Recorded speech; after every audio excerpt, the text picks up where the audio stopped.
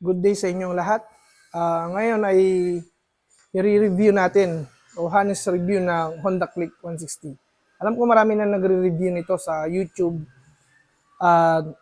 Na-review nila kung ano mga feature nito, yung mga makabagong technology na meron dito, at saka yung mga feeling kung paano manakbo yung 160 na to, yung Honda Click 160 na to. Ngayon, sa akin naman, i-review ko naman yung mga simpleng nakita ko lamang na mga pagkukulang pa rin sa isang motor. Siyempre, tayo nag-expect tayo na kapag maganda ang feature niya, ay magiging perfecto na. Pero siyempre, di naman lahat perfecto yung gawa nila. So, ngayon, may uunahin tayo na isang nakita ko lang na parang kulang talaga. Na kailangan pa rin nating mag-adjust, okay? Ibig sabihin, marami pa rin tayong idadagdag sa mga ganitong model, ganitong unit. Itong Honda Click 160 ay nakita kong meron pa rin kulang dito, katulad nito. Okay? Yan. Maliit yung fender niya. Okay, sa likod. Doon sa front fender. So kapag halimbawa dumaan ka sa mga tubig, mga putik, tumatalsik yung putik dito. Yan. Dito sa chassis nito, sa bakal. So pagtagal, pronto sa pagkabulok o pagkaaroon ng mga kalawang. Hindi man lang nila in-extend yung cover na to kahit hanggang dito sa taas. So kulang pa rin. Okay? At kailangan mo pa rin mag-order sa Shopee ng ganitong extension ng fender na hanggang dito para maiwasan na tumalsik yung mga putik. Yan, kung makikita nyo po, yan no, yung mga talsik na ng putik. So pronto, balang araw sa pagkakalawang. Okay? Yan ang sa una kong nakita at pagsilip-silip dito sa bagong unit na to. So pangalawa, syempre, marami na nag-review na mahina yung braking system. Kasi bakit?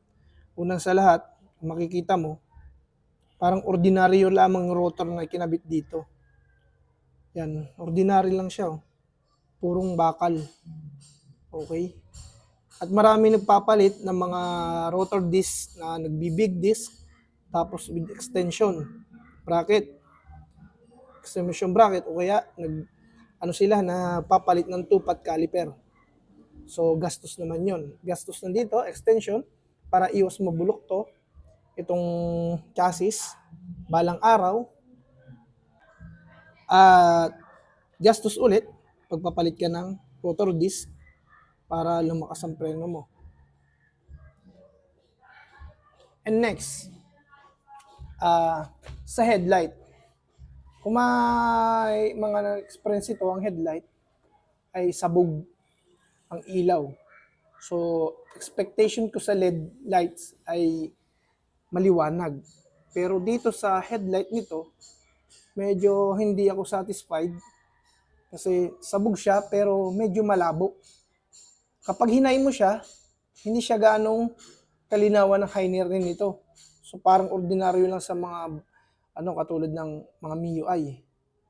Ganun lang din. So kailangan magpapakabit pa rin ng mini driving light. So gastos pa rin. Punta naman tayo dito sa packet na to. Sa ibang motor, sa ibang unit, kung makikita natin, katulad sa NMAX, yung nabubuklat lang siya. Dito sa magantong katulad nitong Honda Click, kailangan mo siyang pindutin para magsara o magbukas. Ganyan.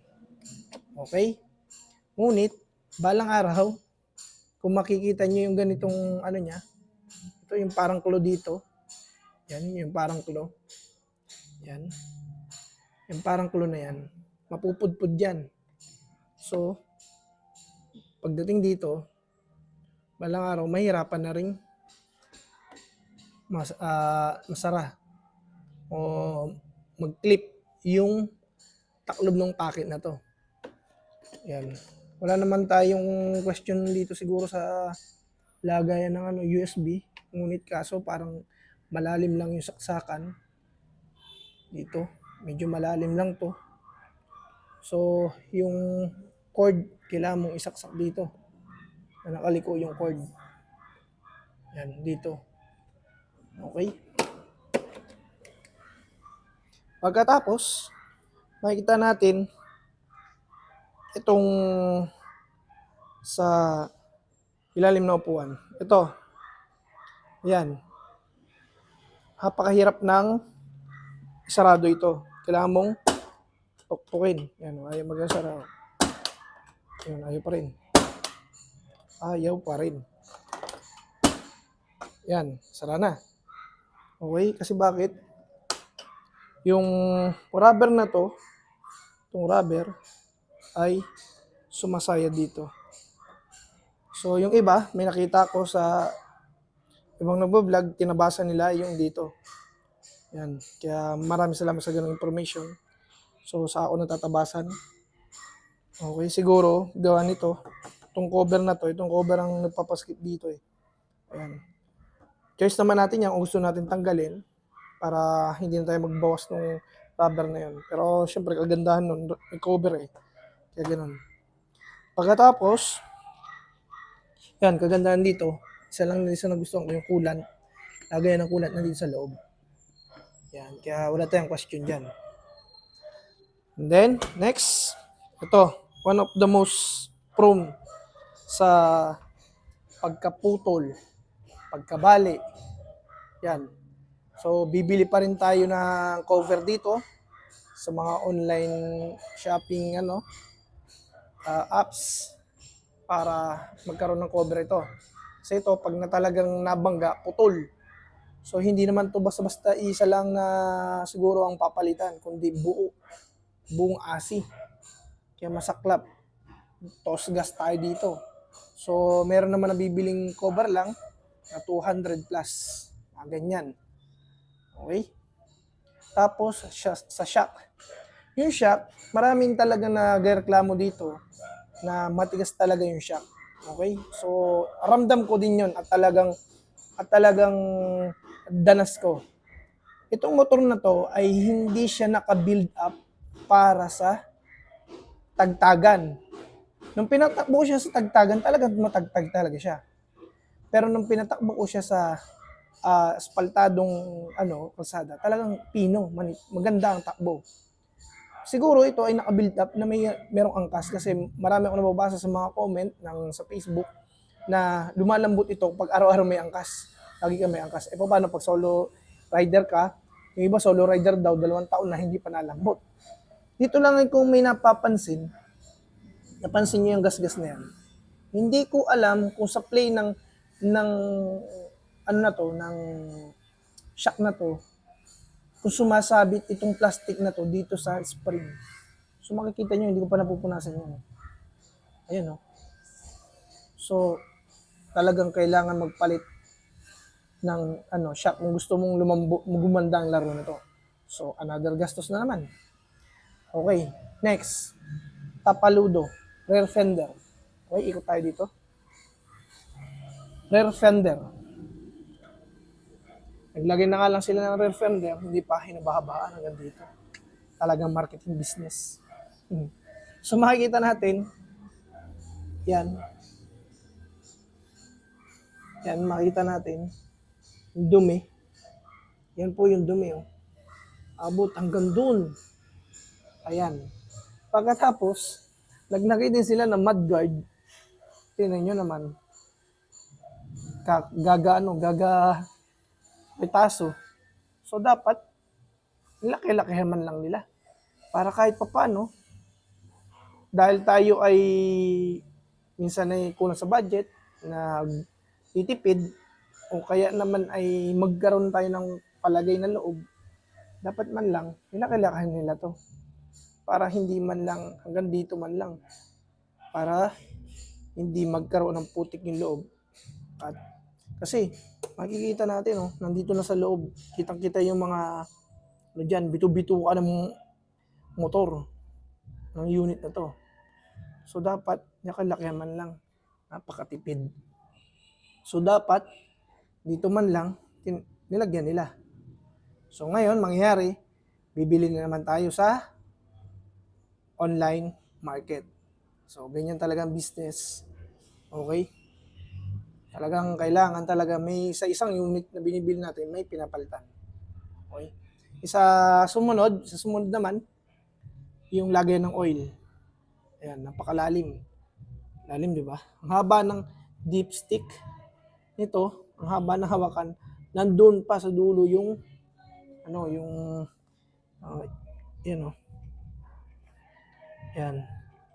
Nandun pa sa dulo yung pinakabutas ng engine oil. Okay? Tapos, isa pa, ay yung radiator, tabingi. Nakahilis yung lagay ng radiator, yung mismong radiator nakatagilid. Sa Honda Click 125 tuwid, pero dito nakatagilid. So kung dudukutin mo ito, need mo pang siguro tanggalin ang flaring cover nito, yung side skirt, saka mo maayos to, o papalitan mo ng cover, o ayusin mo magneto. At isa pa, may pinapalitan dito yung gear ng oil pump gear na napanood ko sa mga ibang vlogger na naging issue daw to sa Thailand na dahil sa nauubos yung ngipin ng gear kasi plastic lang daw at pinapalitan nila ng hard plastic. Okay? Tapos dito makikita nyo iba yung engine support niya. Parang hindi ko malaman ng detalyado ng unit nito. Nakakaiba yung engine support niya. Nakataas o parallel position ang engine support niya. Makikita niyo yung mga wheel na yan. Ayan. Okay. Teka, kukuha tayo ng flashlight. Yan, okay. Yan, nakikita nyo yung wheel ng engine support na yan. Hindi ko malam kung engine support yun yung chassis mismo. Pagkakalam mo yung chassis, tapos yung nasa babang yun yung pinaka-engine support. Ayan. Ito. Gandito. Hindi ko makita engine support nito eh. Hindi katulad sa mga Mio, sa Honda Click na 125, meron siyang engine support talaga. Makikitang-kita mo talaga yung engine support niya. Kung sisilipin ko kasi dito, wala eh. Hindi ko makita. So, ikutan natin sa gilid. Ayan. Ito. Kakaiba. Iba yung engine support niya. Buo, parang buo ito eh. So, siguro matibay naman to. Ayan. Okay, oh. Kikita niyo yung ano niyan. Silver chassis. Yung mga wheel niya, sana yun ang inano ko eh. Kasi maganyang wheel, siguro matibay naman siguro yan. Yan. Hindi ko malaman kung ito nga yung engine support kasi yan. Kung nakita nyo, nakatornilyo. Yan. So, yan. Hindi ko akalain din na malapad din pala ang ano ito, ang mga gulong nito. Ang size nito yun sa kabila. Okay. Yan, 120 by 70 by 14. Okay. Maganda to kasi testing ko sa mga lean sa bangkingan, good siya, okay siya.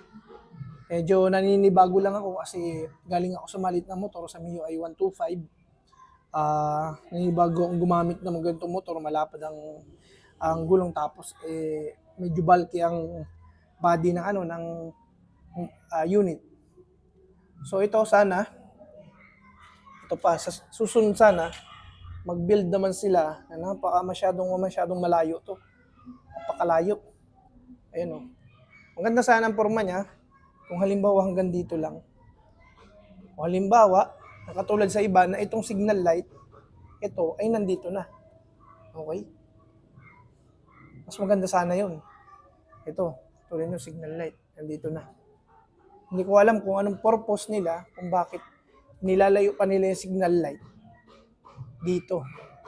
Katulad ng ibang build, ng ibang brand. Okay?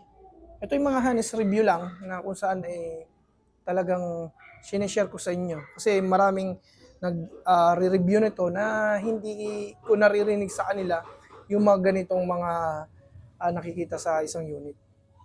So hindi ko naman sa sinisiraan yung brand na to. Pero syempre hindi may expectation kasi tayo na gusto natin na maging perfecto kasi gumagastos din tayo eh. Hindi naman tayo basta-basta nagano lang ng pera, nagtatapon.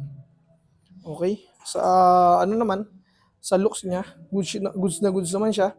Ang gusto ko sa naging ano nila dito outlook sa headlight, ito may guard na siya. May wing guard na siya, parang eyelining ng headlight. So, prone na mabangga o mabasag, prone o aware na mabasag yung headlight. Kasi nga meron siyang guard. So, check ako diyan, check. To. At yung signal light, syempre, one of the pinaka-important kapag liliko ka sa kaliwa kanan at may kasalubong tayong malalaking truck. Kasi sa iba, nandito sa ilalim. So kung halimbawa, truck yung kasalubong mo, so hindi makikita na nasi-signal light kang pakaliwa o pakanan. So isa sa pinaka-magandang feature nito na yung signal light niya ay nandito sa taas para kahit ang tutok ng mga truck o malalaking sasakyan ay malapit sa iyo, kitang-kita na ikaw ay magto-turn ng kaliwa o kanan. Okay? At isa pa, sa lahat talaga ng unit ni Honda, ay hindi ko malaman kung bakit talaga dito nila nilalagay yung battery.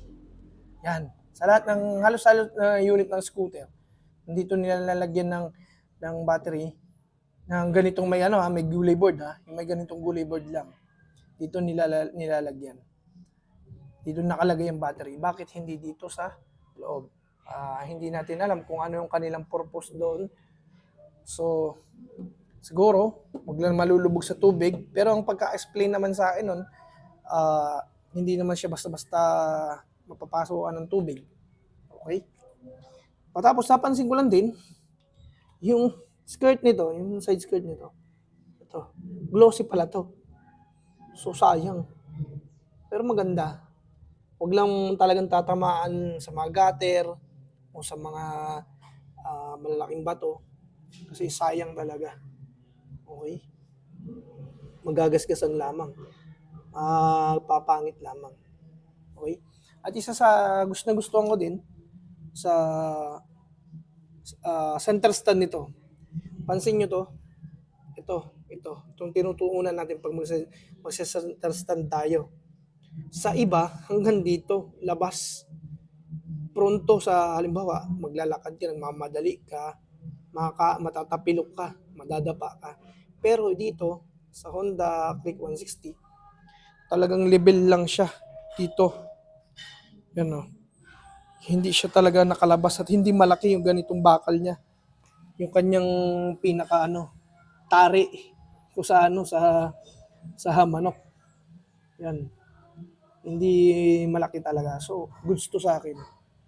Kasi hindi katulad sa ibang brand. Laki. Hanggang dito. Labas na labas. So, talagang masakit sa paa yan, sa kuko pag natapilok niyan. Okay, next naman. Yung guard. Hit guard ng tambutso. Goods ako dito kasi malapad. So, kahit mapadikit yung paa mo dito, yan, mapadikit yung iyong mga binti, ay hindi ka mapapasok. Mararamdaman mo yung init, pero hindi ka mapapasok. Kasi bakit? Yan, makita nyo. Yan. Talagang isa sa maganda yung nila nito. Naisip nila. Lapadan yung hit guard. At isa din sa nakita ko, ayos din to side mirror nila. Kung hindi ka naman masyadong maporma sa iyong motor, goods na goods tong kanilang side mirror. Okay? Sa ibang video, akala ko pangit. Pero in personal pala, goods. Kasi kitang-kita mo yung tawag ito, nasa likod mo. Kitang-kita. Maganda yung ano niya. Tsaka adjustable naman to. Maganda yung viewing niya, malaki. So hindi ka, tawag ito, maduduling at hindi ka mabubulag sa mga kasunuran mo. Kung liliko ka sa kaliwa o sa kanan. So maganda to, goods to. Yung stem niya mahaba. Pero kung talaga namang ano, katulad niyan, kung maisipan mong magpalit-palit na naman ng side mirror para porma-porma, ayan, papalitan mo talaga to. Pero goods na to para din sa akin. Itong hand grip niya, okay yung hand grip niya. Okay? Katulad lang dito na hand grip ng ibang unit ni Honda na mga scooter. Katulad ng Honda Genio. Yan. Yung end bar niya ganito, may ano, bakal. Ay may ano, may tornilyo. Solid ano, plastic. Okay. So ito lang talaga. Isa sa hindi ko pa sanay na gamitin ay baliktad dito. Kasi sa MIUI, dito ang busina. Pip pip, dito ang signal light. Sa ano sa Honda Click 160 o kahit sa Honda Click na 125, nandito yung busina. Beep beep. So siguro talagang sa una maninibago kang gumamit nito. Maninibago ka talaga. Kasi nga baliktad siya. Kung ikay galing sa mga Mio o sa iba pang mga unit na nandito sa iba ba ang ano ang tawag ito, ang busina, eh talagang maninibago ka. At saka isa pa, wala pa rin siyang hazard. Nagtatanong yung iba kung bakit pa kailangan ng hazard. Ang hazard kasi ay isa sa signal na kung saan, halimbawa, meron kang problema sa iyong engine o sa iyong unit, o kaya halimbawa naman ay mabagal ka magpatakbo para makita ng mga kasunuran mo na ikaw ay mabagal magpatakbo. So ito ay signal light. Kasi maraming pilosopo na nagko-comment sa ibang nababasa ko nagpo-post kung bakit walang hazard, bakit pa daw kailangan ng hazard, ay hindi ka naman nagpapatakbo na may naka-hazard.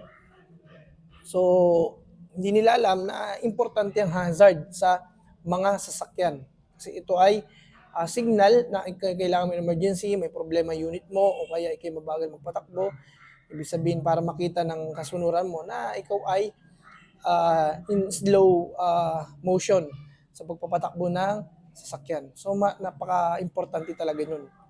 Okay, so kung talagang sa susunod may budget, palit na naman ito, yan, palitan. Kailangan may hazard. Okay, kaya dito. Yung iba nilalagyan nila ng passing light dito. Ang passing light. Yung iba naman pinapalitan nila ito ng buo. Kompleto. Pwedeng patayin ng ilaw. Pag pag naka-on ito, may passing light. Yan. Yung busina, yung iba nandito na, magkabaliktad na. Yan, okay. Sa mags ng Click 160, wala na ako sigurong dito, reklamo kasi naka gold gold brown na siya, paint na siya. At saka yung iba, nagpapalit sila kasi pamporma, pero sa akin stock is good. Pagkaalam ko matitibay yung ganito pagdating sa lubakan. Kasi subok ko na yan sa MIUI 125 ko. Stock yung ko doon, ang aking mags. Pero dinaan ko siya sa lubakan talaga. Talagang basta maganda lang yung timpla ng hangin ng gulong mo. Hindi masyado matigas ito, napakatigas pa nito. Kailangan medyo malambot to para yung absorb ng impact ng gulong sa mga malalalim na lubak pag ikinagugulat. Kasi syempre, hindi naman natin minsan naaasahan na talagang pag nalubak ka, o kaya ay maiwasan mo yung lubak. Kaya pag nalubak ka talaga, iba kasi yung impact nun dito sa shock. Kaya minsan nasisira yung shock ng unit mo, kahit anong unit yan, nasisira ang shock niyan. At nagkakaroon ng cause dito sa bearing sa ng knuckle bearing o bearing doon sa manibela. So kaya medyo kailangan, para sa akin lang, pinalalambot ko yung unahan, tapos yung dulo, yung rear na gulong. Para yung mga bearing-bearing dyan hindi masyadong mabugbog sa impact pag ikay napadaan sa mga hindi mo inaasahang mga lubak. So, yun lang sa ngayon ang aking review para dito sa Click 160. Ito yung aking sariling opinion, sariling komento. Kaya sa mga magre-react dyan at talagang may kulang pa sa hindi ko nakita ay please comment down below lang. At nababasa naman natin yan. Always naman tayong active sa ating mga subscriber at saka sa ating channel. Kaya ako naman ay lag naka-cellphone. So mababasa natin yung mga review niya dyan o mga comment. So yun lang po. Magandang araw sa inyong lahat.